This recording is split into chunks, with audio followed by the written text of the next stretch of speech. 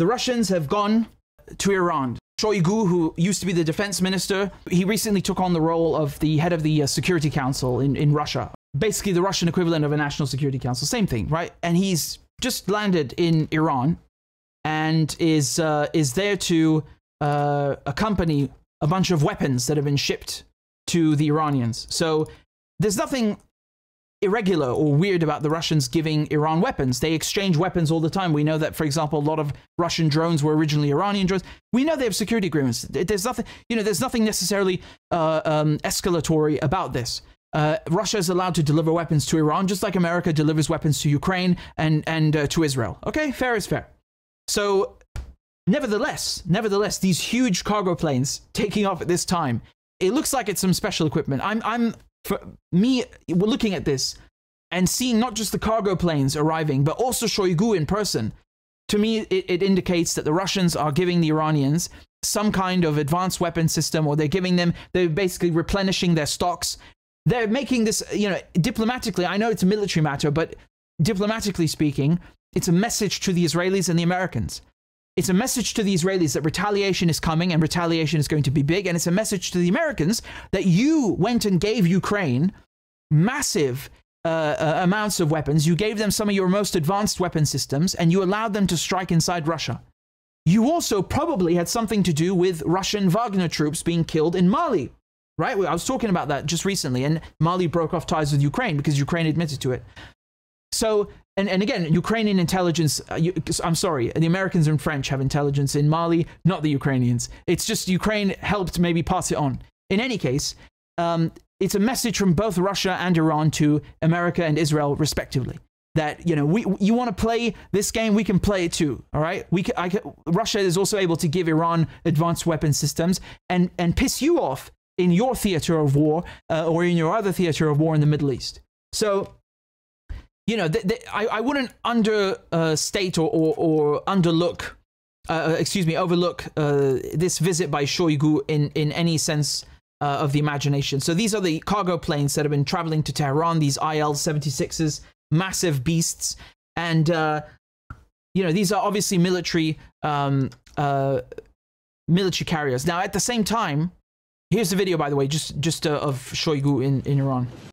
What's really funny is that Reuters and some other Western outlets are reporting that Shoigu was sent by Putin to tell the Iranians to calm down and not to strike back too hard and, temper themselves. And I just find this so funny because the Russians didn't say anything. It's once again, it's like, a story entirely based on anonymous officials. And again, there's nothing wrong necessarily with having a story based on that, but given the track record of the New York Times and their constant lying, and we know they're a mouthpiece for the Israelis and the Americans, so how serious can you take that? Besides, you don't send cargo planes full of weapons and the head of the Security Council all the way to Tehran just to say, please don't strike Israeli settlers. You would normally send a simple diplomatic cable or a diplomat in the worst case, if that were true, which it's not.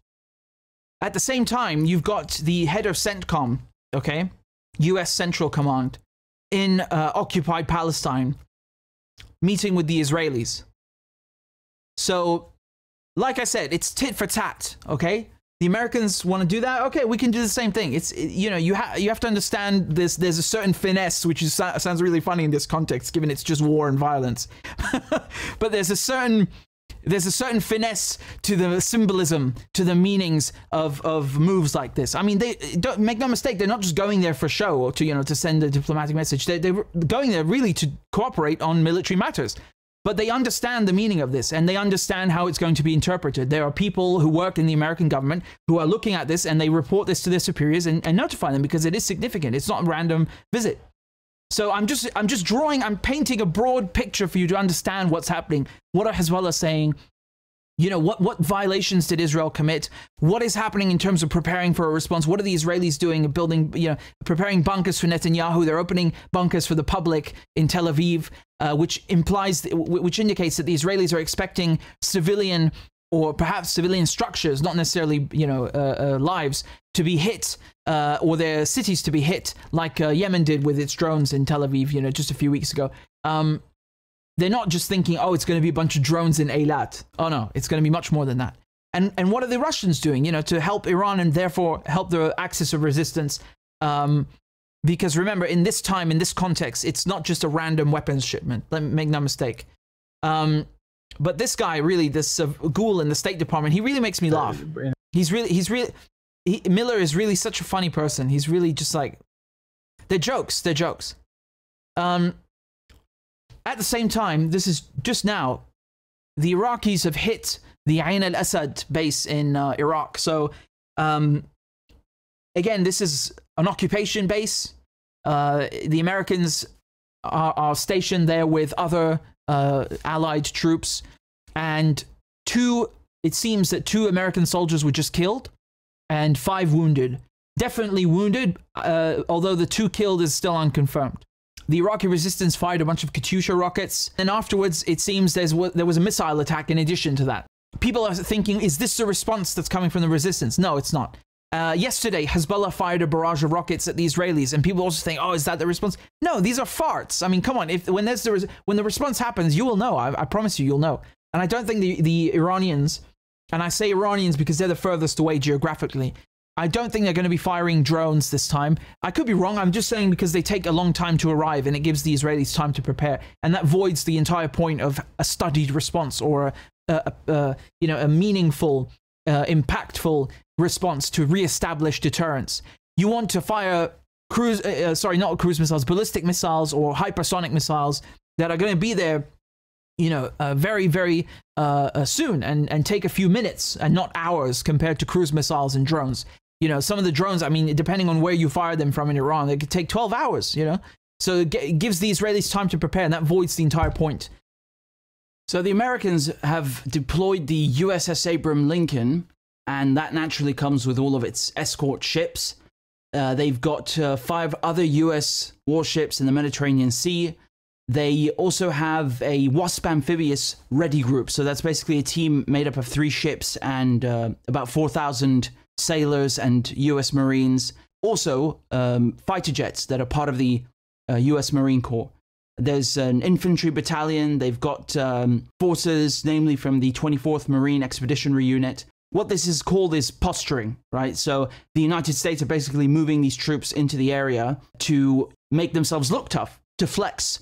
And honestly, when I see them moving the USS Abraham Lincoln into position, I can only help but remember that Yemen struck another US aircraft carrier, the Eisenhower. And, you know, they tried so desperately to deny that and then ran away with the ship. So I doubt it's going to fare well for them if, you know, push comes to shove. But in any case, there's certainly a lot of posturing and flexing going on from the Americans as a direct result of these assassinations. They think that they can, you know, quell or temper or dissuade any sort of retaliation by the resistance. But I really doubt it's going to work. Again, YouTube demonetized my channel because I'm not allowed to say naughty things about Israel. You know, telling the truth is forbidden. So if you are able to donate a few dollars on PayPal or on a monthly basis on Patreon, please consider doing it because it would really help me continue my journalism and support independent media. So I'd be very grateful. And the links are in the description and also in the chat. Thank you guys very much again for all your donations and all your kind comments. I appreciate it very much.